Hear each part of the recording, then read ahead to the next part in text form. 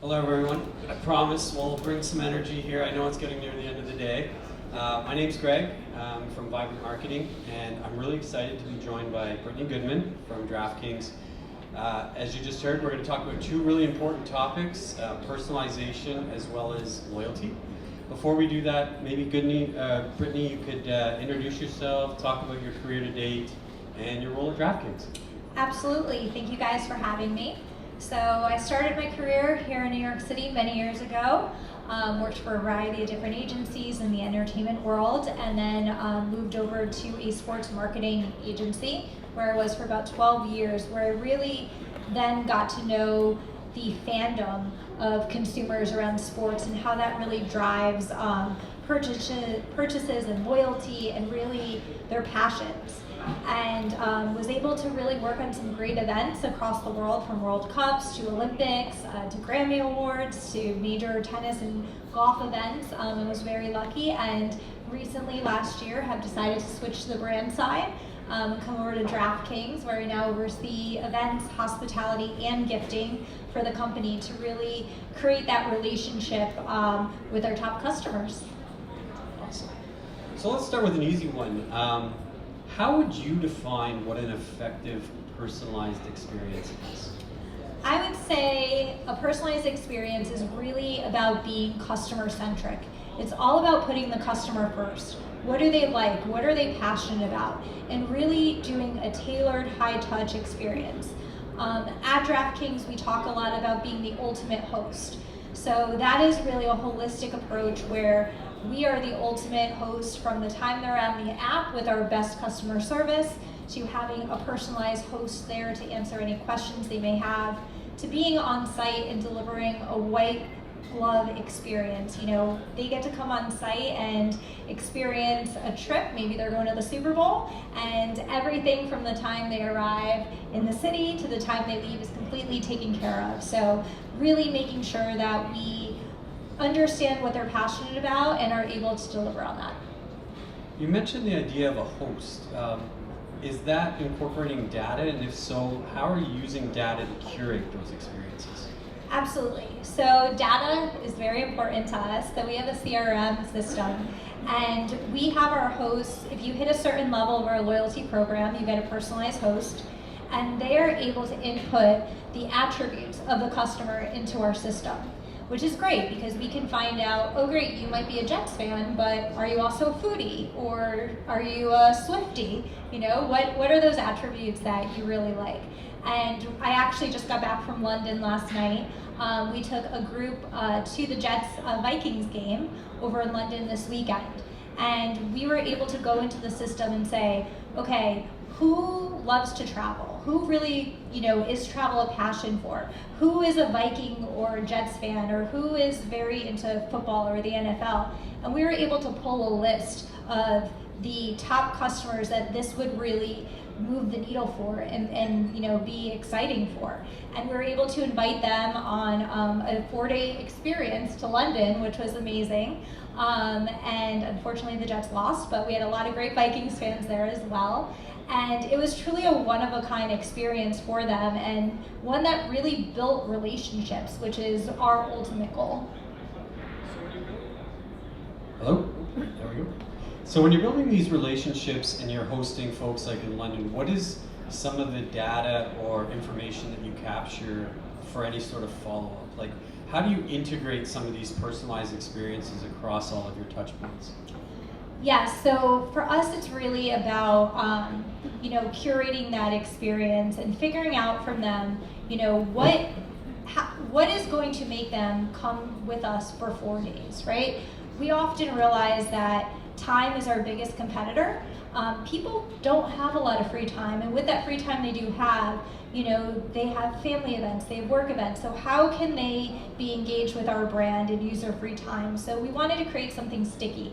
And for us, it's really about understanding who the customers are, what are their true passion points, and what is going to make them engage with us for such a long period of time. And one of the guests, it was actually their birthday, so following the event, We celebrated their birthday there. They're going to get a customized gift afterwards. We were also able to be introduced to their guests as well and really create those personalized relationships. We love to learn about their passions outside of sport. So another thing we're really trying to do is move beyond just sport into more lifestyle. So is that fashion? Is that music? And how can we really appeal to people on a multi-dimensional scale versus just sport? Okay, makes sense. And when it comes to loyalty, how does your organization define loyalty, and what are some of the criteria that contributes to that? I would say for us, the biggest thing for loyalty is really how we can retain customers. So we have people that are playing with us. How can we consolidate their wallet share to make sure that they are still continuing to play with us versus our competitors? And what is going to drive them to stay with us as a brand? So we really look at our app. We're a technology company first and foremost, making sure that it's really easy to use, make sure it's customer friendly. We want to make sure that they feel like we're a safe and secure space, so someone that they trust from a data privacy standpoint, from being able to put their money on there, from just making sure that they're comfortable with our responsible gaming laws, and that they feel confident really engaging with us. And then we were also one of the first to launch an official loyalty program called Dynasty Rewards. So anyone who plays on our platform is automatically a loyalty customer. So they get benefits, and it scales depending on how much they interact with the platform. And it's very similar to an airline loyalty program. So the more they play, the higher they go in terms of status. And at each level, you unlock a variety of different offerings, whether that's gifts, tickets to various events, personalized offerings based on your passion points. And we actually also have our Onyx Elite Reward Catalog, which includes every year, if you're a player, you get to choose an amazing gift. It could be a trip to Scotland to go play the old course. It could be a brand new Tiffany's bracelet. There's a lot of great things.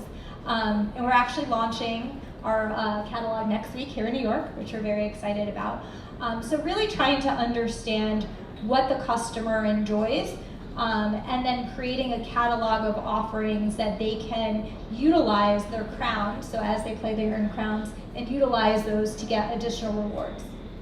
And with DraftKings, I can imagine you guys have a very diverse base of customers, your consumer, on different levels, like you just said, like an airline.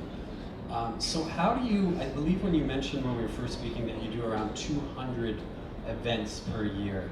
How do you tier those events, and how do you look at your consumers and segment them maybe a little bit differently depending on their participation level, spend level, etc.? Absolutely. So utilizing our database, one of the big questions we try to find from people is, are you interested in experiential? Because again, experiential doesn't work unless you have engaged customers, right? You don't want the passive customer that's just tagging along. You want someone who's truly invested in engaging with your brand. So we try to make sure that we're leveraging those who have opted in for the hospitality or the experiences. We also look at the value or the experience itself. So it could be something as going to a dinner and then going to a suite at the Giants game. So we'll really target a wide audience around the New York City, New Jersey area for that.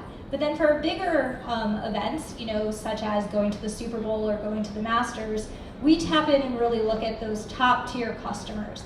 And if you're an Onyx or Diamond level, who are the main golfers? Who is this once in a lifetime to go to the Masters, and it's always been their dream?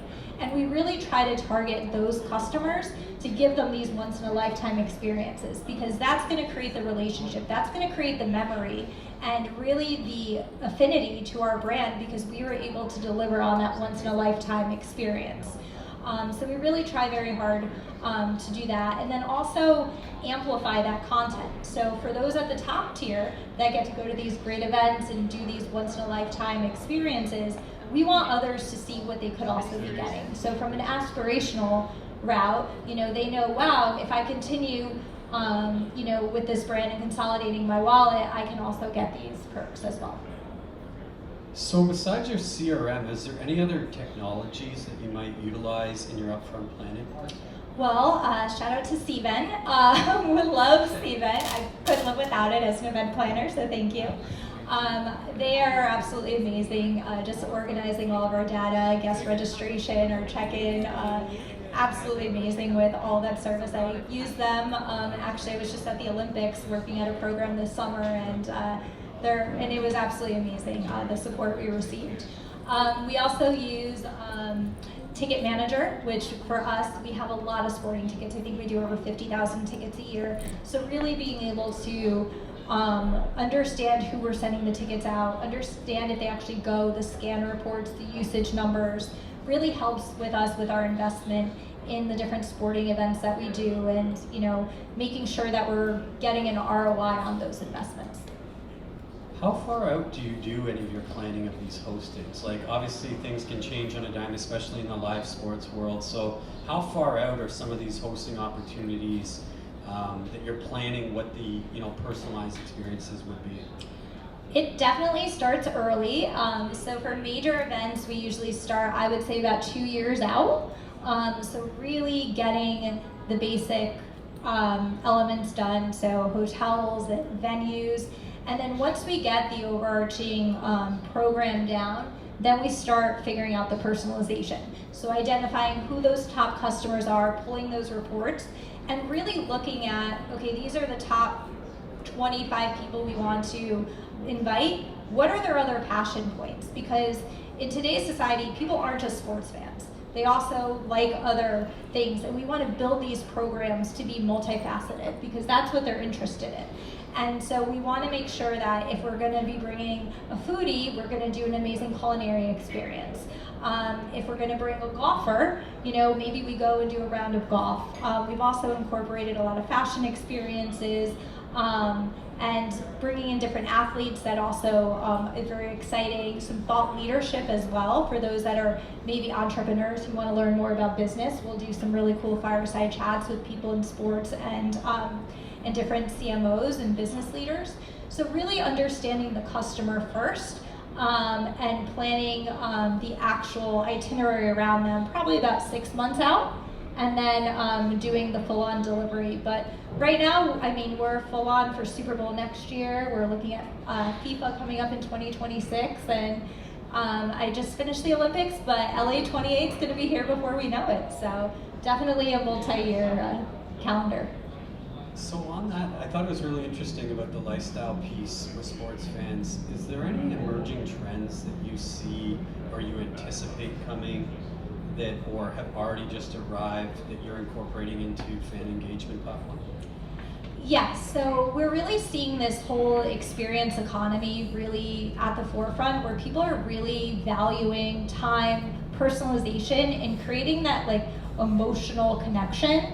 And so we're really trying to figure out how to have our value proposition be more on the impression of the experience versus the overall delivery of the product and service. So I think that's something we're seeing. We're also seeing, for us particularly, gamification is huge. So we're not just looking at a passive sports fan, but being able to get the sports fan involved in the game. People are so excited when they're able to put some bets on their phone and really have interest in the game. It just makes it that much more interesting, and we're seeing a big uptake in that gamification because people want to be a part of the experience. And then I would say also that convergence between sport, art, music, fashion. We're seeing it across many different brands, whether it's Nike's, working and doing different pop-ups or aligning with music and talent. We're seeing a lot of different athletes also getting into different spaces, whether it's fashion or business, or even art. And so I see that we're going to try to become more of a lifestyle brand where it's more holistic. We are working on an Art Basel activation right now that kind of brings together sports, fashion, and art in a unique way to be more culturally relevant. And we really want to tap into customer passions across the board. And I think they're really looking for brands that can deliver in a more holistic view versus individual view. And you've talked a lot about hosting some of the tentpole events, tiered approach. I'm wondering what experiential and brand experience, what role that plays when it comes to acquisition for your brand. So gaining and recruiting new consumers. Can you talk a little bit about that? Absolutely. So for our acquisition, our events have actually been the most successful way that we've acquired new customers, which is amazing. We do many different events. We actually hosted one out in the Hamptons. We partnered with Zero Bond to do a poker tournament, and it was a dinner, and we were able to acquire a lot of new customers that way. We also were just in Vegas for UFC and boxing weekend. We hosted a few dinners. We did a big activation at Live Nightclub, and it was a really great opportunity to get our hosts out there to interact with the sports fan and find those high value customers that are excited to be a part of the gaming industry and who really want to be part of the experience. Because what we're finding is our customers, it's all about the experience. They want to be part of it, and they don't want to just sit and watch. They want to be part of the action. So by bringing them to these events, getting them more involved, getting them access to things that they couldn't normally do. For instance, in August, we were at the US Open here in New York, and we actually did a clinic with Andre Agassi on center court at the US Open. So we were able to bring different prospects who are big tennis fans come meet Andre Agassi and play center court with him, which is something that they would never have been able to do on their own. So figuring out how we create these exclusive experiences for them to then want to keep engaging with our company. So you said events are your biggest deliverer of ROI when it comes to acquisition. Can you explain a little bit about that, in particular about how you measure success with your events? Absolutely. So for us, success is really about, from an acquisition perspective, it's about introductions and conversions. So how can we invite someone to this event, show them what our company stands for, the types of events we do, and then do they continue to play and be an ongoing customer? So that conversion rate is very high for us. It's also about, we measure the pre, during, and post play for a lot of our customers before, during, and after an event to see where their handle is through that and how important post-event impacts their experience. And we've seen, for the amount of guests that we host at different experiences, their affinity for their brand and their loyalty really lasts. And we typically see an increase following the event. So we track all the metrics across the board on a 6-month pre and a 6-month post standpoint. So for all the brand marketers in the room, could you summarize your advice you would give them that are looking to enhance their engagement platforms? Yes, I would say loyalty is key, but really adopting that experience economy where you want to measure the success and the value based on the impression of the experience, not just a successful delivery. It's about that relationship you make through these experiences with the customer instead of it being transactional. So move away from transactions and more towards creating those relationships to make it more personalized, because that's what's really going to drive loyalty and the overall brand affinity. Awesome, thank you. Is there any questions from the group here that they have for Brittney? A lot of brands are trying to mine data around behavior, mindset, not only their current customer base, but also prospects who look like their best customers. I'm very intrigued by what you're doing, and I guess I'm sort of losing my train of thought here, but I guess I'm trying to ask, if you have an and if you could take people that were out of your customer database, but who looked like your best customers, how would you go about finding out more about their behavior? Bring in third-party data vendors? Do you send out surveys? There are a lot of different options that brands are using, but you sound like you're really on the cutting edge of all this, so I don't think sending out a survey is, reaches your pay grade, but does anything else come to mind? I'm really so curious. So we do have various tools and technology that we use. So at the forefront, we are a technology company. So there are statistics and metrics to figure out, okay, what are the best areas to go and recruit? Who are our top customers that we're trying to reach? What type of income bracket do we want to target to really bring in those high net worth customers? But at the same time, a lot of it comes down to the tried and true metrics. It's really getting into the room with the right people and making those relationships and talking with them. Not every sports fan is going to be a sports bettor. So we really need to find out, who is passionate about the gamification, who is interested in this particular piece. And a lot of that is really done through having personal conversations with people and being face to face and getting out to these events and networking and talking, because a lot of what we do is based on relationships, and the experiences we create allow us that face to face time to really create those human relationships. And that's where we see our biggest acquisition numbers.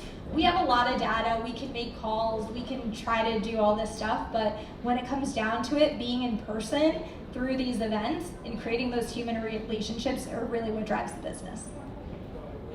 Here we go. Quick question.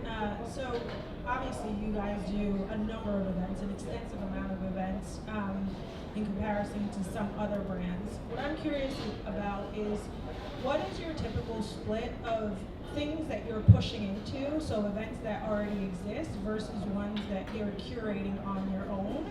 And then also, how do you identify, for example, if I'm doing 100 events per year, which ones do I want to cut next year? Like, how are you actually ranking them based upon performance? Because some events, I think brands just have to show up at, right? Like, it's so big, just the ability to sort of be a part of it gives you sort of the value that you're looking for to some degree, but curious about how you guys analyze that and sort of move forward.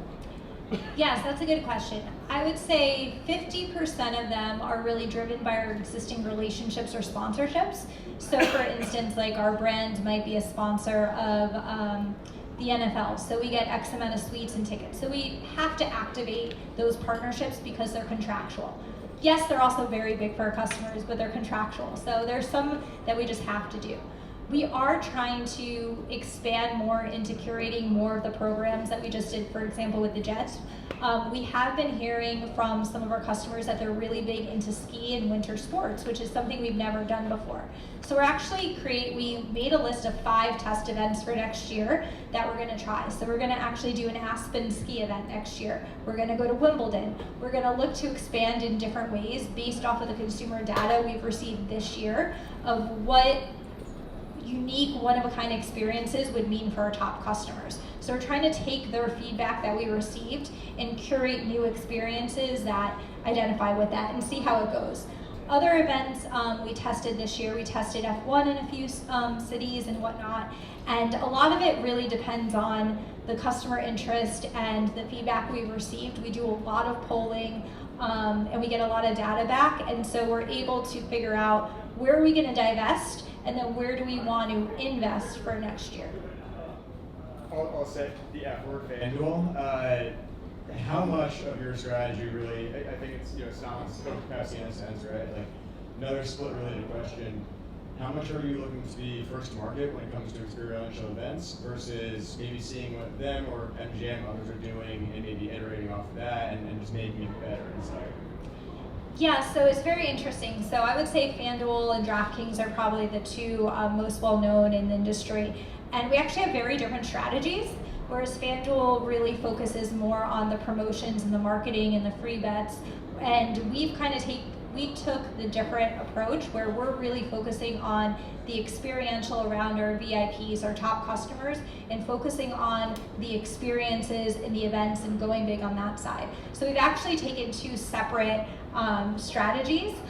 We are seeing some of the new competitors that are entering the market, whether it's ESPN Bet or Fanatics or whatnot, also trying to come into the more experiential realm.